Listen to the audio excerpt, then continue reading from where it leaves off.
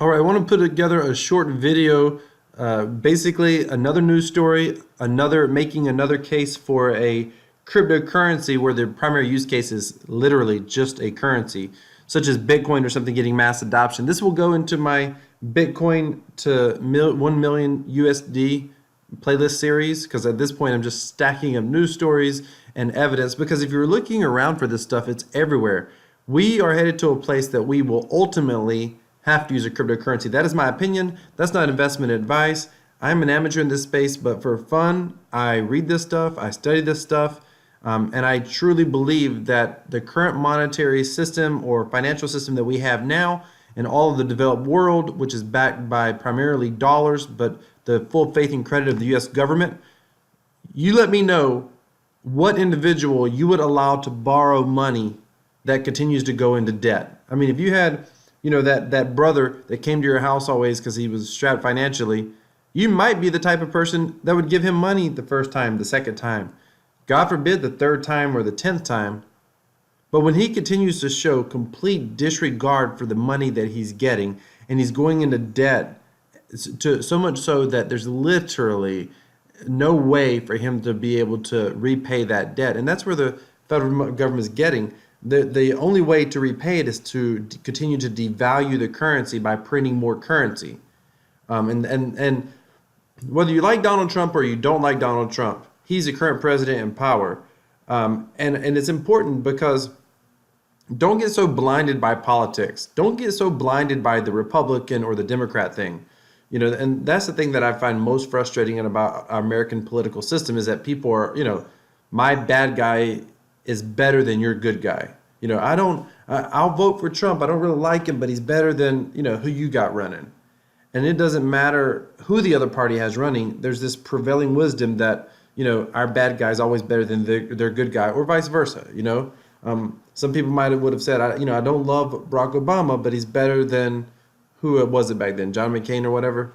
So don't make it about politics. The truth is both Democrats and both Republicans cannot get the country out of debt. Nor, in fact, I think Bill Clinton, and you could argue why this was. I'm not saying that it was because he was a great president and he had great financial policies. That's not what I'm saying.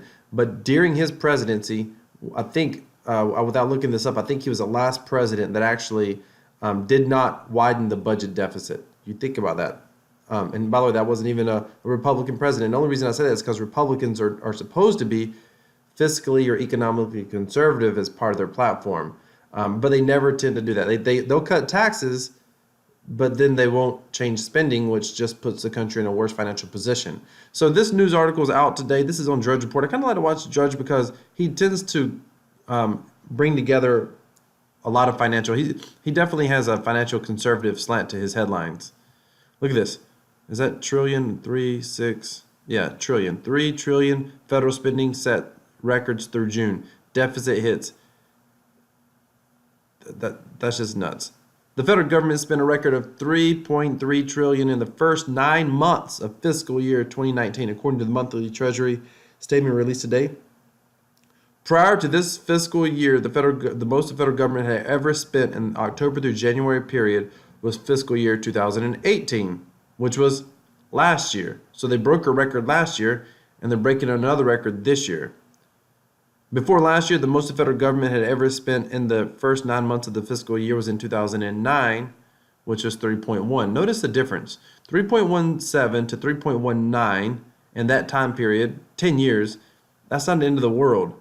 But when you talk about 3.1 to 3.3, almost $200 billion, $150 billion, $150 billion in 1 quarter increase. That's crazy. Crazy. There you can see it right there. The graph for you.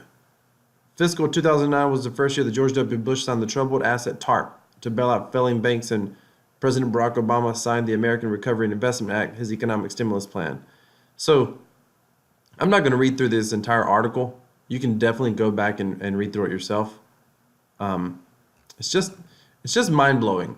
It is just mind-blowing that no president, no government gets this right. They don't even attempt to get it right. And listen, I mean, give credit where credit's due. Donald Trump never actually did run to be a conservative. Like, he just, I mean, he said he was going to ultimately shrink trade deficits. We'll see if that happens. It's definitely not, that's getting worse before it gets better. And that might be that might be expected, but we'll see if he's able to do that. I don't know. But when the government goes into debt like this, I mean, there's just no good solutions. There's no good way out. And it's just mind blowing. There's another article, I didn't do a video on it, but there's another article talking about the first federal, let me see if it's still up here, the first federal agency that's spending, inflation tops projections. That's, I could have done a whole other video on that. That's important. U.S. core consumer inflation tops projections in a broad gain. See, inflation, that's why the only reason our currency gets inflated is because our government prints more of it. You can't print more Bitcoin to manipulate the currency. You can't do that. And so when the government's able to print more money, it prevents them from, it devalues your savings.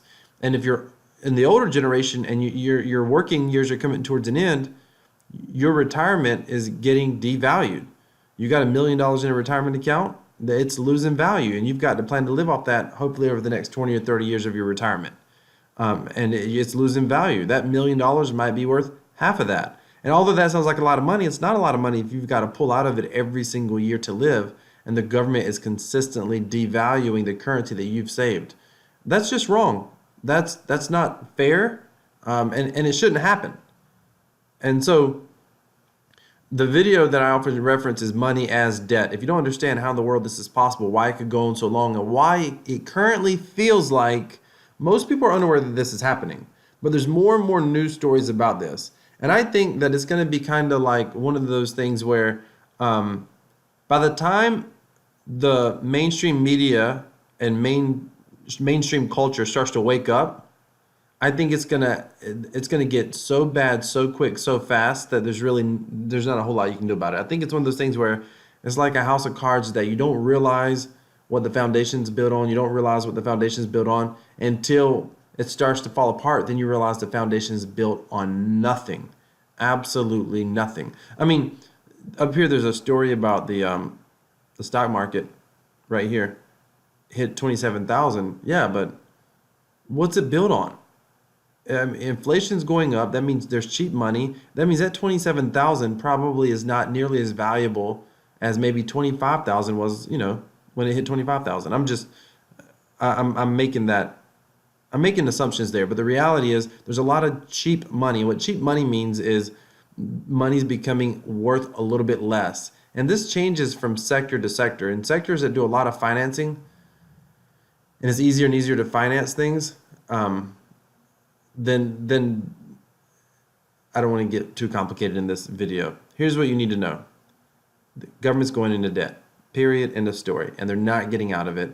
And this is why I think you should be buying cryptocurrency, buying Bitcoin, Ethereum. I don't know what's going to be the prevailing cryptocurrency. Today it's Bitcoin. So maybe, buy a small amount, every week or every month just to hold it. Just the old crap factor, right? Just in case, this stuff starts to get real, at least have something that you can, that's going to have some sort of value. And I believe that's cryptocurrency because I ultimately believe that's where we're going. We've known for some time, the writing's been on the wall for a decade or two now, that governments would like to go to all digital system, digital currency. Well, the only way to be able to go through digital currency is going to be some sort of cryptocurrency, I believe. So I believe now's the time to start stacking up that cryptocurrency. By the way, the video, I put a video out onto my email list down below, the cryptocurrency passive income strategy newsletter, or passive strategy newsletter down below. I always forget what I call it down there, but I put an email out earlier, kind of an update on my last video about what I'm doing with some dApps and deflationary tokens and whatnot. If you want to find out, I'm gonna put more and more videos, basically private videos only for my email providers related to dApps, because I wanna really have a message on my channel for mainstream people who are looking at cryptocurrency, or when you're hearing, your neighbor John or the guy at church talking about, oh, that's the end of the world, or oh, that's the mark of the beast. By the way, that's a real thing. There's a lot of people who believe that. I actually have a very popular video on my channel, an early video that I did about his cryptocurrency, the mark of the beast. And that's actually on my channel, and it gets a lot of views and a lot of searches like every day. It's kind of crazy. It's one of the better performing channel videos on my entire cryptocurrency channel. So I really want to be able to create content for that audience so that people can, one day, people are going to start waking up. One day, people are going to start realizing, wow, and they're going to be forced to. I mean, I used to have this hope that maybe the people would force governments to become responsible. But now I've changed my philosophy. I really think that we have the government that we deserve because we elect them. And we as citizens, no matter what country you're in, don't do enough research and we don't hold enough people accountable. Let me ask you a question. And I mean, just think about this for a moment. When McCain and Barack Obama ran for president, if you're old enough to remember that, if you're paying attention to politics back then, just think about this for a moment. And I'm going to bring it more to modern times here in a moment. But are you telling me out of our entire population, what do we got, 600 million citizens, I think? Out of our entire population, you're telling me that those were the smartest two most qualified citizens on our planet to lead our government, or in our country to lead our government? Is that what you're telling me? Or how about when Trump and Hillary ran? Are those two really, really and truly are most qualified, like the smartest guys or gals in the room? Because it takes someone who's going to be smart, someone who's a good communicator, someone who's a great orator, someone who can explain things to the people in a way that they can understand it. One of the things Donald Trump's great about is just talking in very simple terms. Now, some people say he's stupid. I don't think the man is stupid. I think he understands his audience. I mean, we're going to make the country great again. How? He gave a couple of talking points, but he never went into detail on anything. He never discussed policy in depth or nothing, which is fine. That's what the people appeal to. We're going to make it great. Yay, vote for the guy. And I'm not coming down on Donald Trump. You need to understand that whatever president's in power, I'm always very critical of. Whether I voted for them or not, by the way. In some cases, I voted for them. But you got to be skeptical, and you got to recognize. Here's the thing: not one single person here is watching this video is going to change the world. But what you have to do is you have to recognize that at some point times will become a little bit more difficult, but not everyone will suffer equally. And I believe people who have their debts paid off, so I encourage you to start paying off your debts, and people that have a way to earn an income. So if you've never started a small business, a part-time business, I encourage you to do something. And or people who own some amount of cryptocurrency. Those three things will at the very least allow that's like your shit hit the fan prepper's guide economically, in my opinion. It's not about how much corn you can stock up in the basement. All the food and water and all that stuff's necessary. I'm not telling you to do that if that's what you're thinking. But I think it's important before we get to the point that we're in the Stone Age, we're going to go through very difficult economic times at some point. We have to. We absolutely have to. And cryptocurrency, I believe that's where we're ultimately going to go as a financial instrument, without question. Let me know if you agree with me down in the comments. And if you are interested in earning passive or find out what I'm doing to try to earn a passive income with cryptocurrency, be sure to subscribe to my newsletter down below. You'll get an email. You'll have to confirm your subscription. And then you'll get a series of emails each day talking about strategies that I'm using, starting out with the CryptoTab browser and then something called Blaze Economy right now. At this time, that's what's there when you're viewing this video today. In the future, that may change. And then periodically, like this morning, I sent out an email. And I may send out an email either later tonight or tomorrow, just giving kind of some updates on what's going on and what I'm doing, because there's some announcements coming out in the DApp space today.